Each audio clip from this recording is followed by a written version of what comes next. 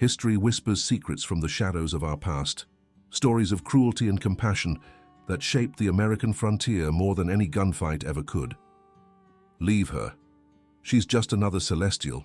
Won't survive the night anyway. Damn railroads bringing too many of them. One less ain't no tragedy. Bleeding like a stuck pig. Just let the coyotes clean up this mess. But on this rain-soaked night in 1878, at the muddy crossroads of hatred and humanity, one man would make a choice that defied everything the West thought it knew about race, about dignity, about what makes a family. The truth they don't teach you is this. Sometimes the most powerful act of rebellion is simply refusing to look away when everyone else does. Stay with me until the very end, because what happens next will challenge everything you think you know about the American frontier. And if you believe these forgotten stories deserve to be heard, hit that subscribe button right now and share this video, because some truths are too important to be lost to history. Before we continue this incredible journey, I want to welcome you to the Black Rancher channel. We're uncovering the hidden stories of courage and dignity that shaped our nation, stories they never taught you in school. Hit that subscribe button and ring the bell, because the truth deserves to be remembered, and you won't want to miss what happens next. Isaiah Freeman pulled his hat lower against the driving rain. Lightning cracked across the Montana sky, illuminating the muddy road ahead for just a moment before darkness swallowed it again. He'd stayed too long in town, lingering over coffee while the storm gathered, hoping it would break. It hadn't. His horse Samson trudged forward reluctantly, hooves sucking at the mud with each step. Isaiah didn't blame him. 3 more miles to his cabin, and both of them would be soaked to the bone by the time they arrived. "Just a little further, old friend," he murmured, patting the horse's wet neck. The next flash of lightning revealed something in the road ahead. A dark shape sprawled half in a water-filled ditch. Isaiah tensed, his hand instinctively moving toward the revolver on his hip. Outlaws sometimes played such tricks, feigning injury to lure in good Samaritans before robbing them blind. "Steady now," he whispered to Samson, approaching cautiously. Another lightning flash, longer this time, illuminated the scene with harsh clarity. It wasn't an outlaw's trap. It was a woman, small, dressed in simple clothes now soaked with rain and something darker. Blood. She lay face down in the mud, one arm outstretched, as if she'd been crawling toward town before her strength gave out. Isaiah dismounted quickly, kneeling beside the still form. Gently, he turned her over. She was Chinese, her delicate features barely visible beneath the mud and blood that covered her face. A deep gash ran across her forehead, and her right cheek was swollen, already darkening with bruises. But what struck Isaiah most was how young she looked, no more than 20, if that. "Miss, can you hear me?" he asked, though he doubted she understood English. Her eyelids fluttered, and a soft moan escaped her lips. She was alive, but barely. Isaiah didn't hesitate. He shrugged out of his heavy canvas coat, the only dry thing he had, and wrapped it around her small frame. Then, as carefully as he could, he lifted her into his arms. She weighed almost nothing, like a child. "Doc Walsh is 5 miles back," he said to himself. "Home is 3 miles ahead with supplies." The decision made itself. Isaiah whistled for Samson, who approached warily, nostrils flaring at the scent of blood. With practiced care, Isaiah mounted, cradling the injured woman against his chest. "Home, Samson, fast as you can." The horse seemed to understand the urgency, picking up pace despite the treacherous footing. As they rode, Isaiah felt the woman stir slightly against him. "You're safe now," he said, knowing she probably couldn't understand his words, but hoping his tone would comfort her. "I've got you." "You're safe." Lightning cracked again, illuminating the trail ahead. In the brief flash, Isaiah caught a glimpse of something glinting in the mud where he'd found her, a small gold pendant on a broken chain.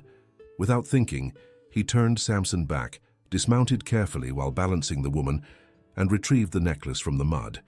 He slipped it into his pocket before resuming their journey. 3 miles had never felt so long.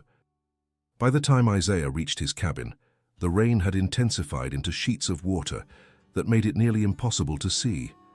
Samson found the way by memory, stopping beside the small covered porch that fronted Isaiah's modest home.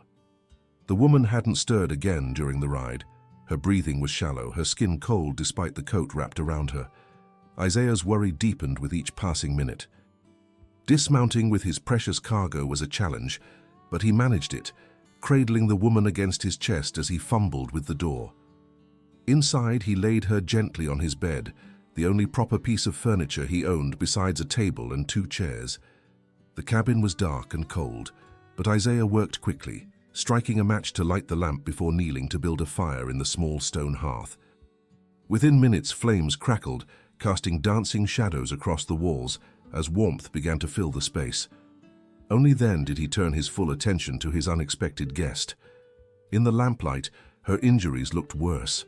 The gash on her forehead needed stitches, something Isaiah had learned to do out of necessity during the war.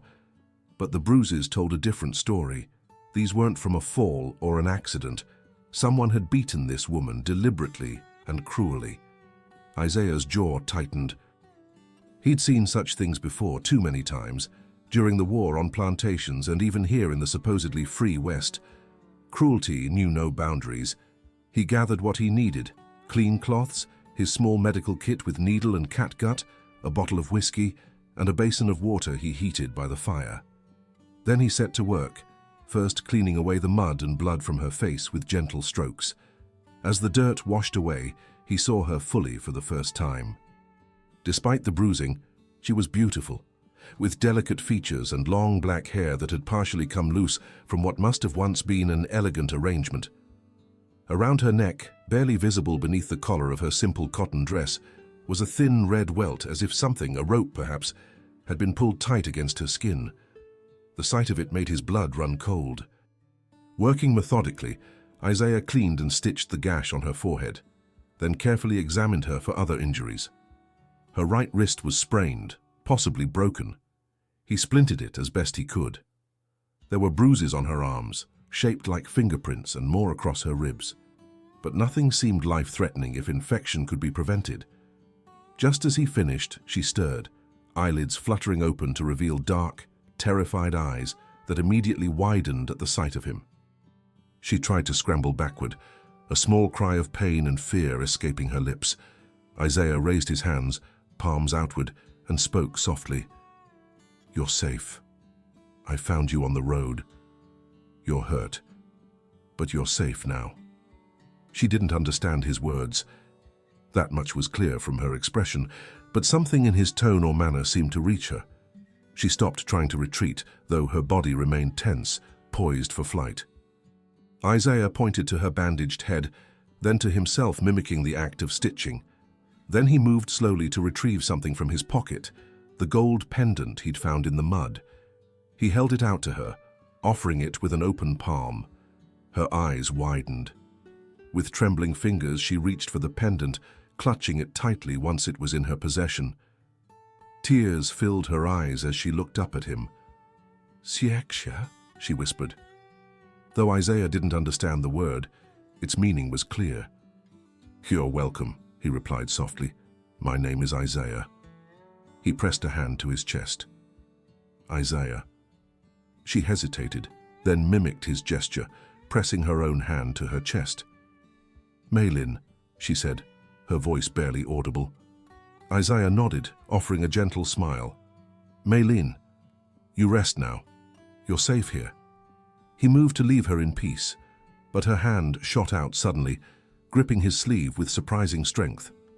Fear filled her eyes again as she glanced toward the window, where rain still lashed against the glass and thunder rumbled in the distance.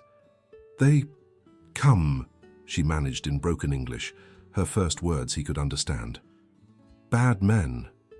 Come." Isaiah's expression hardened, so his suspicions were correct.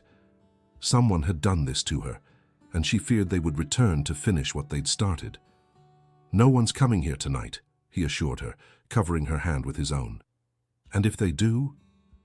Well, they'll have to get through me first." Mei-Lin didn't release his sleeve for a long moment, searching his face as if trying to determine whether she could trust his words. Finally, exhaustion won out. Her grip loosened, and her eyelids drifted closed as she surrendered to sleep. Isaiah settled into the chair beside the bed, his revolver across his lap. He wouldn't be sleeping tonight. Outside, the storm raged on, but it wasn't the thunder that kept him alert. It was the growing certainty that whatever storm had brought Mei-Lin to his door was far from over. Morning came with watery sunlight filtering through the cabin windows. Isaiah had dozed intermittently throughout the night, always jerking awake at the slightest sound, his hand instinctively tightening on his revolver. But no one had come.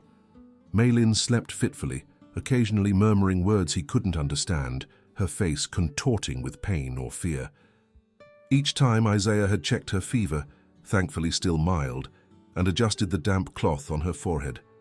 Now, in the pale light of dawn, he moved quietly about the cabin, preparing a simple breakfast of cornmeal mush and coffee. The familiar routine helped settle his thoughts, which had been churning all night with questions. Who was she? What had happened to her? The railroad camp was 15 miles north, where many Chinese laborers worked. Had she come from there? And who were the bad men she feared? A soft sound from the bed drew his attention. Mei-Lin was awake, watching him with wary eyes. "Good morning," Isaiah said, keeping his voice gentle. "Are you hungry?" She didn't respond, but her gaze followed his movements as he approached with a cup of water. When he held it out to her, she tried to sit up, wincing with the effort. Isaiah moved to help her, but hesitated, not wanting to frighten her. Mei-Lin seemed to understand. She nodded slightly, giving permission. With careful movements, he helped her into a sitting position, propping pillows behind her before offering the water again. She drank slowly, her good hand trembling slightly. "Thank you," she said carefully, the English words sounding practiced. "You help me." Isaiah nodded. "Yes, I found you on the road last night. You were hurt." Mei-Lin's free hand moved to touch the bandage on her forehead. "You doctor?" "No," Isaiah smiled slightly. "Just someone who's seen his share of injuries. I fought in the war, the Union Army." The terms meant nothing to her, but she nodded as if understanding the concept. "You soldier?" "I was. Now I'm a rancher. I have a small place here, cattle, horses." He paused, then asked gently, "Mei-Lin, who hurt you? What happened?" Fear flickered across her face. Her eyes darted to the window and back. "Railroad men," she said after a long pause. "I work cook. They..." She struggled for words, then made a crude gesture of someone drinking from a bottle. "Drink much, say I steal, I no steal." Her voice rose slightly, indignant despite her weakness. "They beat, say, sell me, to bad house." Isaiah's jaw tightened as understanding dawned. They'd accused her of theft, likely falsely, as an excuse to beat her, and then planned to sell her to a brothel. It was a story he'd heard before about Chinese women, especially those without family protection. "How did you escape?" he asked. Mei-Lin's expression grew distant. "Man, good man, my help. He cut rope." She touched the mark on her neck. "Say run. So I run. All night. Then," she gestured vaguely, "fall. No more remember." Isaiah nodded. "You're safe now. You can stay here until you heal." A shadow of worry crossed her face. "They look for me. White men with guns. They angry." "Let them come," Isaiah said, his voice hardening. "This is my land. They have no right here." Mei-Lin studied his face, then glanced around the cabin, taking in the modest but neat surroundings. Her gaze lingered on a framed daguerreotype on the mantel, a young black woman with a serious expression, wearing a simple dress. "Your wife?" she asked. A flicker of old pain crossed Isaiah's face. "She was. Sarah died 5 years ago. Fever took her 3 months after we settled here." Mei-Lin's expression softened with genuine sympathy. "I'm sorry." Before Isaiah could respond, the distant sound of hoofbeats reached them. Mei-Lin's eyes widened with terror as she clutched at his arm. "They come," she whispered urgently. "They find me." Isaiah moved swiftly to the window, peering cautiously through the glass. 3 riders approached along the muddy track that led to his cabin. Even at this distance, he could make out the foreman's badge on the lead rider's chest. "Railroad men," he confirmed grimly. "Stay here." He checked his revolver, making sure all 6 chambers were loaded, then tucked it into its holster. From behind the door, he retrieved his Winchester rifle. "What you do?" Mei-Lin asked, struggling to rise from the bed. "I'm going to talk to them," Isaiah said calmly. "Just talk." "They no talk," she insisted, panic rising in her voice. "They take me, or kill." Isaiah's expression was grim but determined. "Not on my land, they won't." With that, he stepped outside, closing the door firmly behind him. He stood on the porch, rifle held casually but visibly in his hands, waiting as the riders approached. I need to pause this story for a moment, because what you're about to see next will change everything. The confrontation that's about to unfold reveals a truth about our shared history that few textbooks dare to mention. The Black Rancher exists to bring these forgotten moments to light, moments when courage stood in the face of cruelty, when humanity triumphed over hatred. If you're feeling the power of this story, hit that subscribe button right now and ring the notification bell. Share this video with someone who needs to hear these truths, because Chapter 4 is where this story becomes something you'll never forget. Don't just be a witness to history, help preserve it. Join our community of truth seekers who refuse to let these stories fade into silence. The 3 riders reined in about 20 yards from the porch, keeping their horses at a cautious distance. The leader, a thick-set man with a bushy mustache and the railroad company badge pinned to his vest, eyed Isaiah with open contempt. "You there, boy?" he called out, the slur deliberate. "We're looking for a Chinese woman, stole company money and ran off last night." "Seen her?" Isaiah's expression remained neutral, betraying nothing.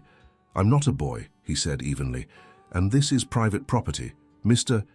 The foreman's face reddened at being challenged. "Harkins, Jake Harkins, foreman for Central Pacific. And I don't give a damn whose property this is. We're tracking a thief." "Mr. Harkins," Isaiah acknowledged with cold courtesy. "I'm Isaiah Freeman. This land is mine, properly deeded and paid for, and I haven't seen any thieves around here." The second rider, younger and visibly nervous, leaned toward Harkins. "Maybe we got the wrong direction, boss. She could have headed west instead." Harkins ignored him, his small eyes narrowing as he studied Isaiah's face. "We followed tracks to about a mile from here before the rain washed him away. Girl's injured. Couldn't have gone far." "Injured how?" Isaiah asked, his voice dangerously soft. "Fell down," Harkins said dismissively. "Clumsy little thing." "Now you gonna cooperate? Or do we need to have a proper search of your property?" Isaiah shifted his weight slightly, the movement causing sunlight to glint off his rifle barrel. "I fought for the Union, Mr. Harkins. Served with the 54th Massachusetts. I've faced down men who thought they could take what was mine before. It didn't end well for them." The third rider, a wiry man with a perpetual squint, placed his hand on his holstered pistol. "So you're threatening us, boy?" "Not at all," Isaiah replied calmly. "Just having a civil conversation about property rights. Mine begin here." He tapped the porch post with his rifle barrel. "And they extend to everything within my fence line. That includes who I allow on my land and who I ask to leave." Harkins spat a stream of tobacco juice into the mud. "You're harboring a thief. That makes you an accessory." "If you have a warrant," Isaiah countered, "I'd be happy to see it. If not, this conversation is over." A tense silence fell over the scene. Behind Isaiah, the cabin door creaked slightly. From the corner of his eye, he could see Mei-Lin standing in the doorway, her small frame dwarfed by his spare shirt, which she must have put on while he was outside. "There she is," the youngest rider exclaimed, pointing. Harkins' face split into an ugly grin. "Well now, looks like we found our thief after all."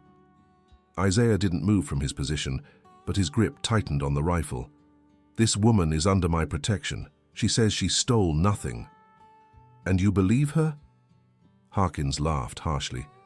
"She's a damn celestial. Lying's second nature to them." "I believe her more than I believe a man who lets his workers beat a woman half to death over an accusation," Isaiah replied coldly. Harkins' expression darkened. "You're making a big mistake, Freeman.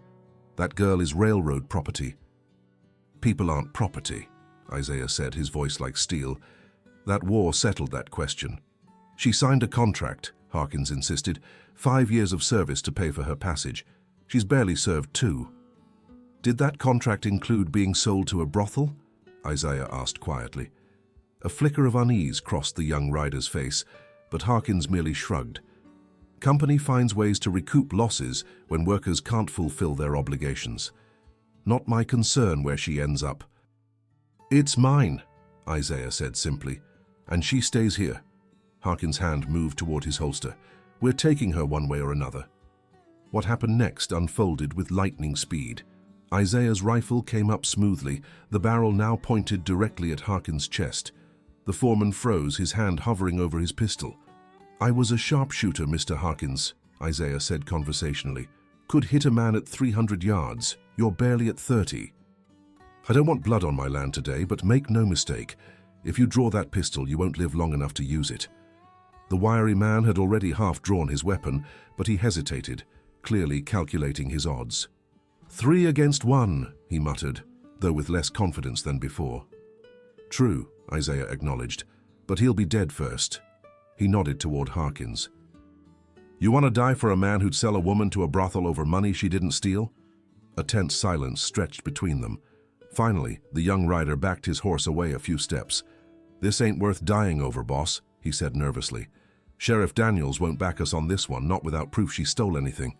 Harkins' face contorted with fury, but after a long moment, he slowly moved his hand away from his weapon.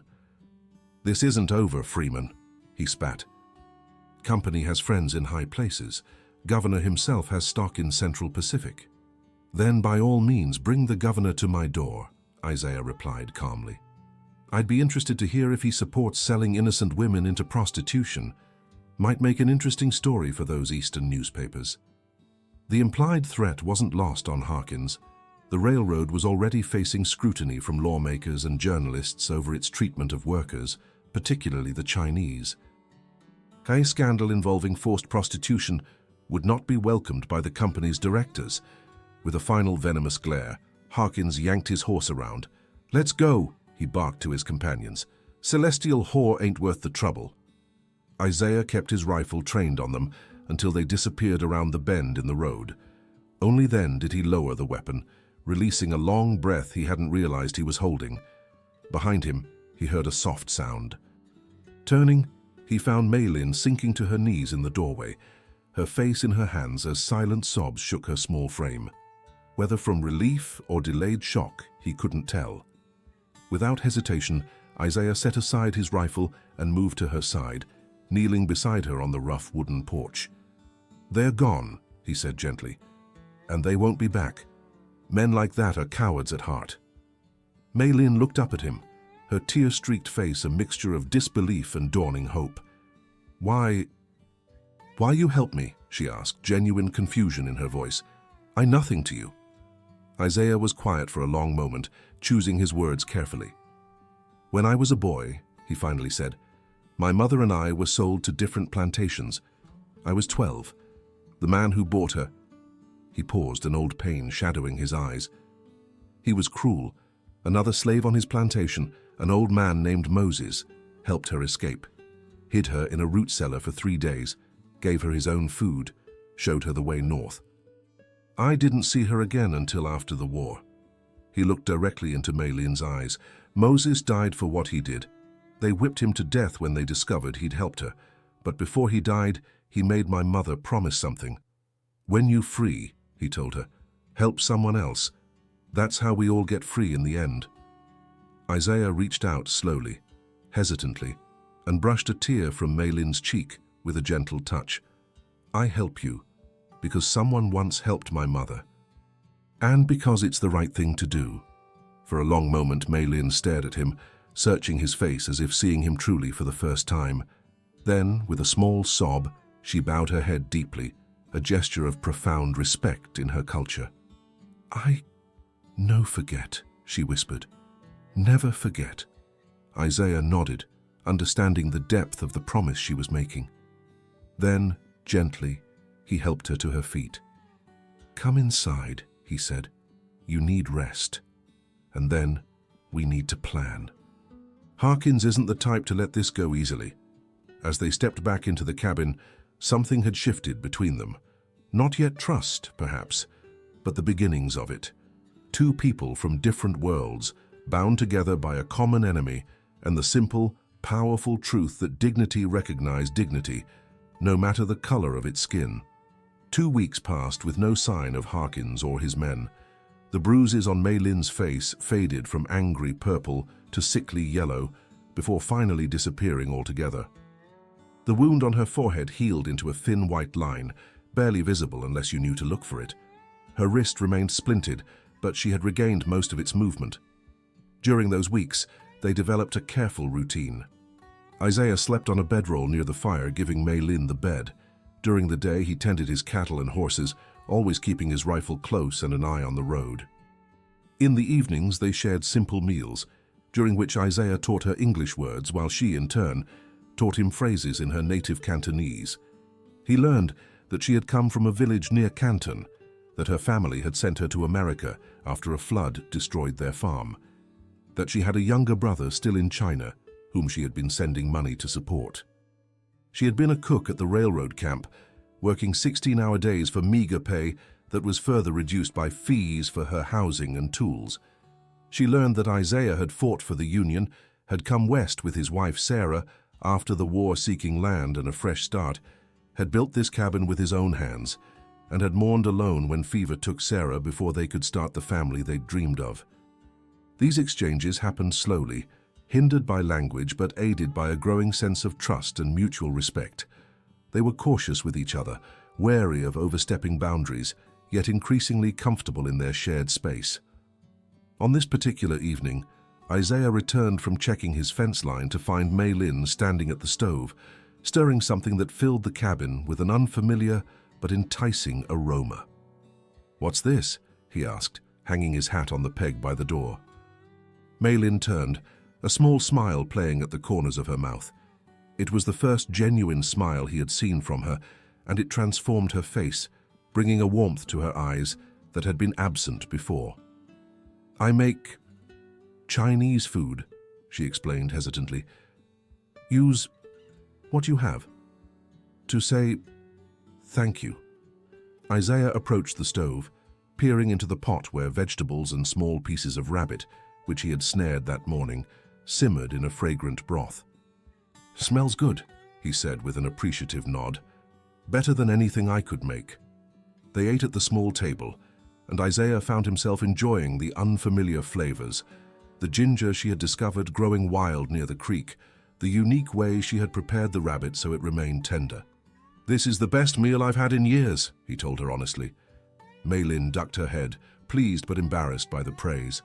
"I good cook. In China, learn from grandmother. Very famous in village." "I believe it," Isaiah said, finishing the last bite with evident enjoyment.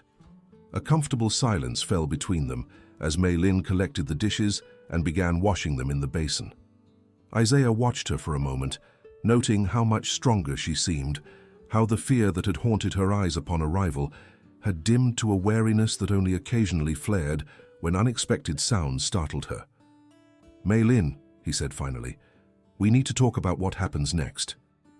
She paused in her washing, her back still to him. "Next," Isaiah chose his words carefully, "you're healing well. Soon you'll be strong enough to travel." Mei-Lin turned slowly to face him, her expression unreadable. "You want me go?" "No," he said quickly, surprising himself with the vehemence of his response. "That's not what I meant. I meant that you'll have choices to make." He gestured to the chair across from him, and she sat, her hands folded in her lap, waiting. "There's a settlement about 40 miles south of here," Isaiah explained. "Riverton. It has a small Chinatown. People who speak your language, who could help you find work, maybe even contact your family in China." Mei-Lin nodded slowly, absorbing this information. "Or," she asked, sensing there was more. Isaiah took a deep breath. "Or you could stay here, with me." Her eyes widened slightly. "As wife?" The directness of the question caught him off guard. "No," he said quickly. "Not unless, that is," he paused, collecting himself. "As a partner, I have land, cattle, horses, but it's too much for one person. We could work together, share the profits. You'd have your own cabin. I could build it. You'd be safe." He hadn't planned to make this offer. The words had come unbidden, surprising him as much as they clearly surprised her.